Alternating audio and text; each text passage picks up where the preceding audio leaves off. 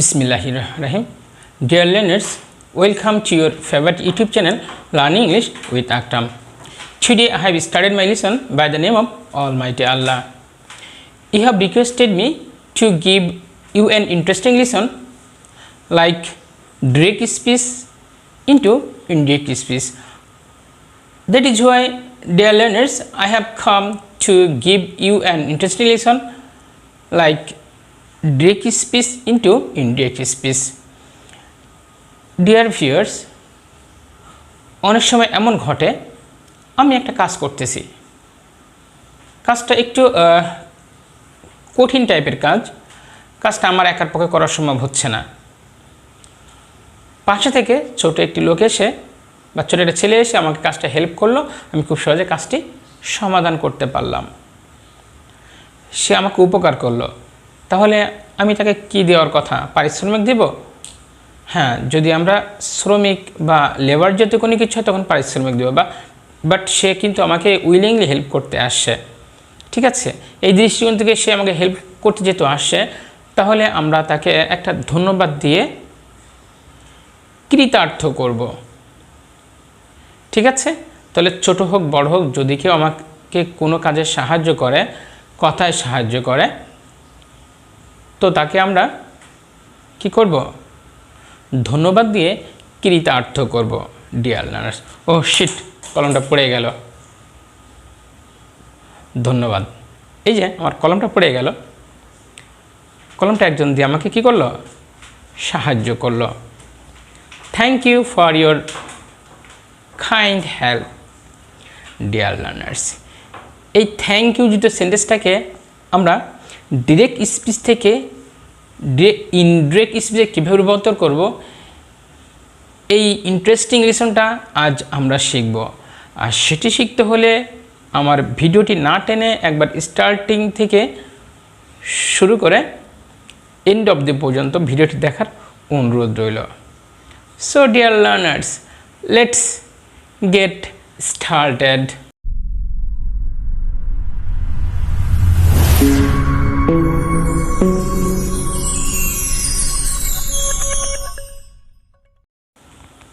Dear viewers, look at the whiteboard.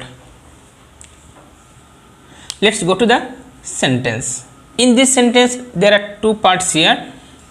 This is a part, this is another part. এই পার্টটাকে বলা হয় reporting speech, আর এই পার্টটিকে বলা হয় রিপোর্টেড স্পিচ। ক্লিয়ার? আচ্ছা দেখো, রিপোর্টিং স্পিচের রামিসা হচ্ছে সাবজেক্ট, এটা হচ্ছে রিপোর্টিং ভার্ব, আর এটা রিপোর্টিং স্পিচের অবজেক্ট, ঠিক আছে? আর এই পুরাটাই হচ্ছে রিপোর্টেড স্পিচ। এখন মজার ব্যাপার হচ্ছে, এই সেন্টেন্সটাকে আমি যখন ডিরেক্ট থেকে ইনডিরেক্টে রূপান্তর করব, তখন সে একটি স্ট্রাকচার ফলো করবে। দেখো, স্ট্রাকচারটা হচ্ছে সাবজেক্ট ঠিক থাকবে, রিপোর্টিং স্পিচের সাবজেক্ট ঠিক থাকবে, আর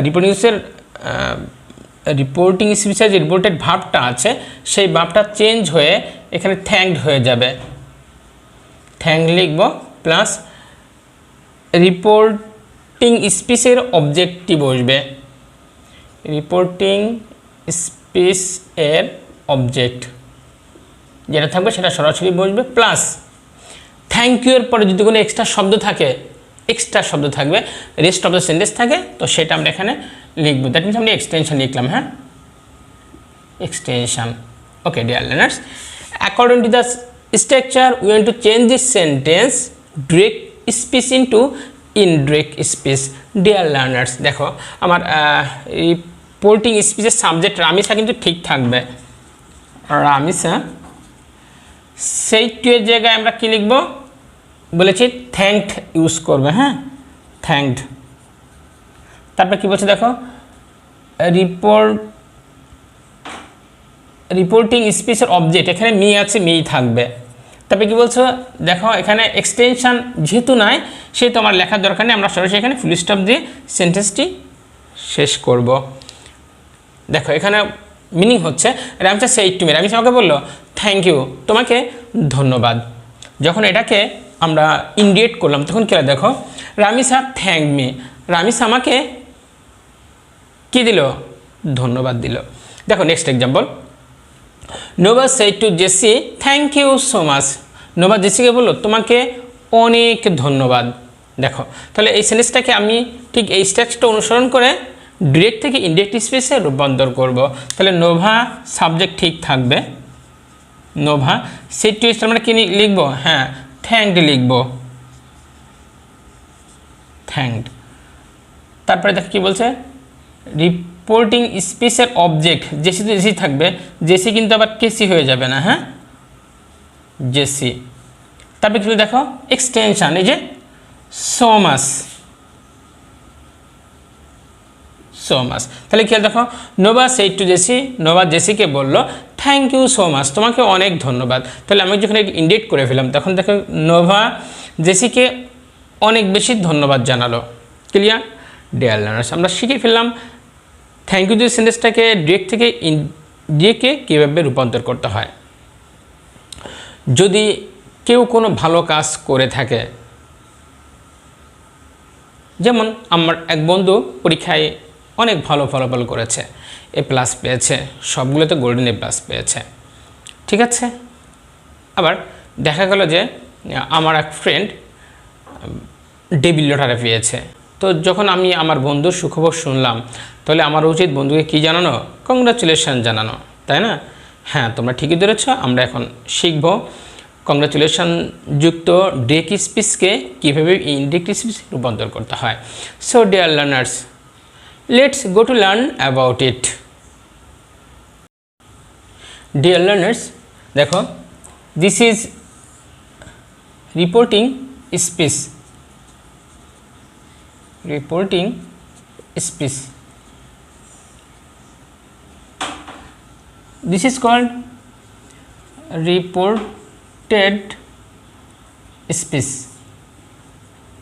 দেখো এই রিপোর্টিং স্পিচের সাবজেক্ট হচ্ছে মোশন, রিপোর্টিং স্পিচের ভার্ব হচ্ছে সেইড, রিপোর্টিং স্পিচের অবজেক্ট হচ্ছে এশা।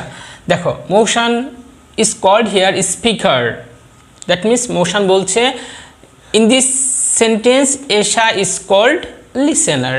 ডিয়ার লার্নার্স, দেখো মোশন সেইড টু এশা, মোশন এশাকে বলল কংগ্রেচুলেশনস, অভিনন্দন। দেখো এই ধরনের সেন্টেন্সকে আমি যখন ডিরেক্ট থেকে ইনডিরেক্ট রূপান্তর করব তখন একটা স্ট্রাকচার ফলো করবে। Let's go two white board. স্ট্রাকচারটা হচ্ছে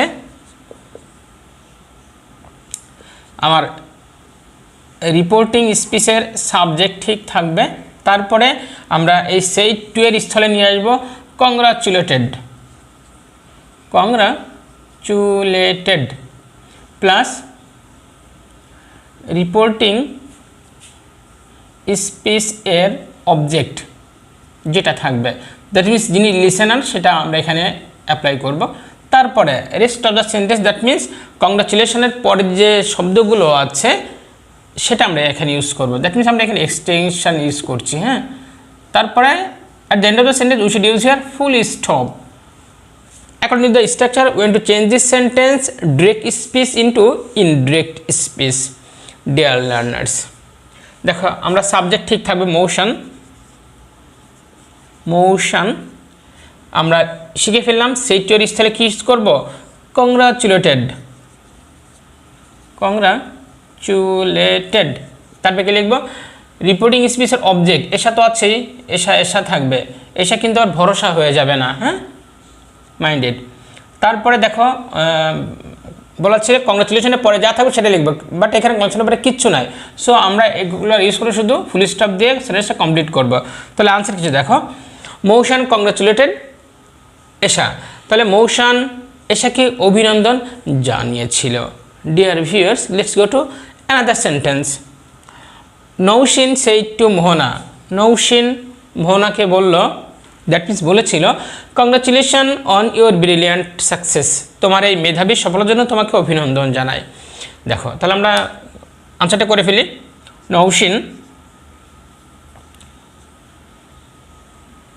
নৌশিন সেই টু এস আমরা কি ইউজ করবো? হ্যাঁ, তোমরা ঠিকই ধরেছ, congratulated.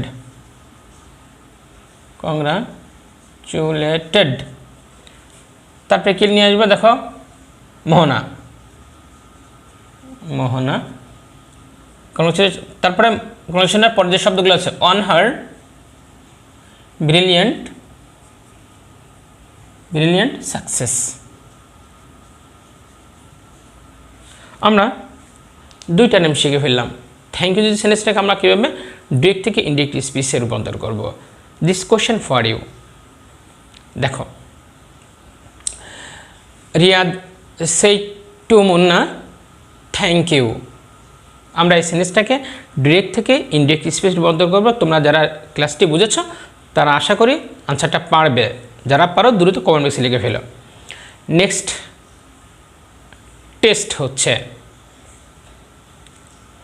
Emon said to Saiful, congratulations on your brilliant result. This question also for you. Write the answer in the comment box quickly. Dear viewers, আজ আমি তোমাদের কাছে আলোচনা করলাম থ্যাংক ইউ যুক্ত সেন্টেন্সটাকে কীভাবে ডিরেক্ট থেকে ইনডিরেক্ট স্পিচ রূপান্তর করব এবং কংগ্রাচুলেশন যুক্ত ডিরেক্ট স্পিচকে কীভাবে ইনডিরেক্ট স্পিচে রূপান্তর করব। আশা করি তোমরা ভালোভাবে ক্লাসটা উপভোগ করেছ। যদি ক্লাসটি ভালো লেগে থাকে অবশ্যই আমার চ্যানেলটা একটু কী করে আসবে, সাবস্ক্রাইব করে আসবে এবং পাশে থাকা বেল আইকনটি বাজিয়ে রাখো। তাহলে আমার পরবর্তীতে গ্রামারের যত আপডেট আমি আপলোড দিব সবগুলো নোটিফিকেশান চলে যাবে। তোমরা ইজিলি গ্রামারগুলো শিখতে পারবে। Dear viewers, see you again with an interesting lesson. Till then, take care of your health. Thank you dear learners for staying with us.